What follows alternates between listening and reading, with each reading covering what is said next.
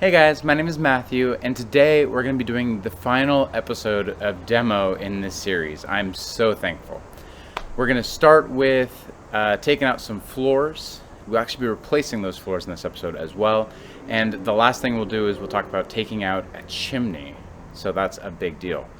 Here we go.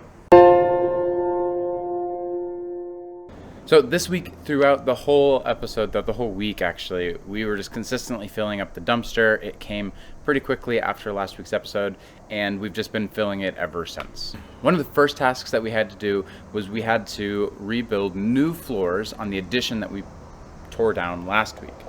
In order to do that, we need to start by taking out the old floors. There was some plywood that was on top of half of it. The other half you may recognize because unfortunately it's the floors that I put in like 2 weeks ago. So they're brand new floors. They already have to be removed. All of these floors actually came out pretty easily, thankfully.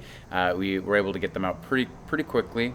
And after that, there was kind of this whole time of cleanup. Anything that fell down into the crawl space, some of it has been there for a long time. It's like insulation, and a lot of it is wet and nasty. But some of it was also just from us tearing down the addition last week. There's roof tiles and pieces of wood and lath and plaster and all that kind of stuff. So all that had to come out of the crawl space, and we actually waited and let the sun kind of dry up this space before we covered it back up again, because we wanted to make sure our crawl space is nice and dry. We don't want it to be wet inside of there. The cleanup actually took quite a bit of time, and you'll notice there's this black stuff on the bottom of the crawl space. This is actually like a sheet of like plastic or something. It was actually put in place because radon is a problem in this area, and so this actually kind of saps the radon out of the ground and puts it somewhere else, as opposed to it coming up into our house. So this is a really good thing. You see me putting some foam around the edges of the plastic like barrier as well. I come back later and even do more than this because I want to make sure it sticks up really well, and so that is what we did here. Finally, we get to actually start building back the floors of the addition. This starts with the sill plate, which, as I described before, is the first piece of wood that goes on top of your foundation. It's a really important piece of wood, and so we want to make sure that's level and flat and all that kind of stuff. Underneath that, you'll see I've rolled out some of this pink like vapor barrier stuff. It's like spongy, and it keeps the water from sapping out of the concrete into the wood. So this is really important to put beneath the sill plate. On top of the sill plate, we actually start building what the first like actual piece of the building is. This is called a rim joist, and this is kind of the outside section of the house. You'll actually see this part potentially, depending on how you cover up your house, but you potentially can actually see this part of the house on a lot of different houses. We've also used treated wood for all of these joists, which we put across. And if you watched my video from a couple weeks ago, this is the exact same process to put in joists as it was before.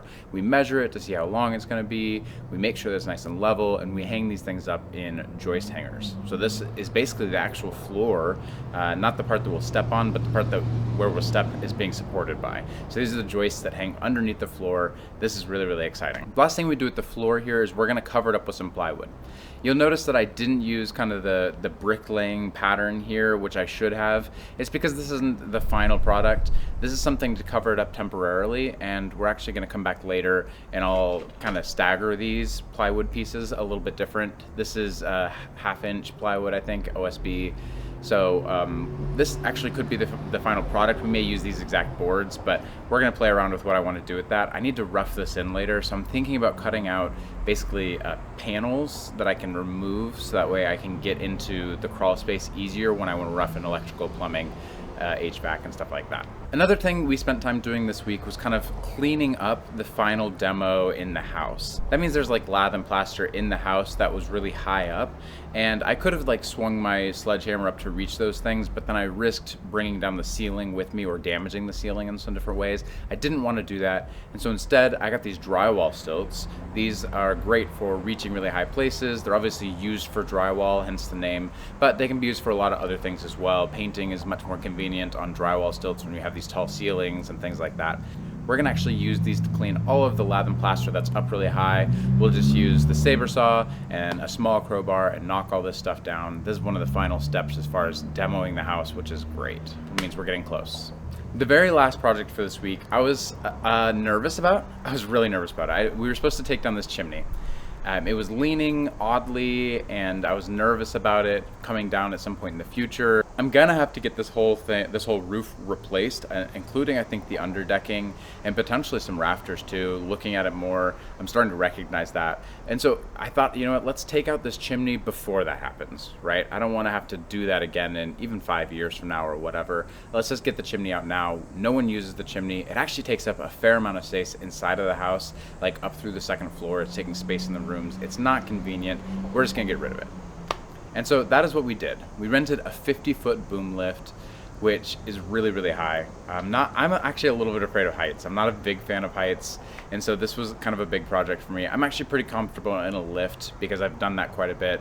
I've been in lifts quite a bit, and so this wasn't like something, you know, out of my comfort zone, but it was something that I've never adapted to not being afraid of heights.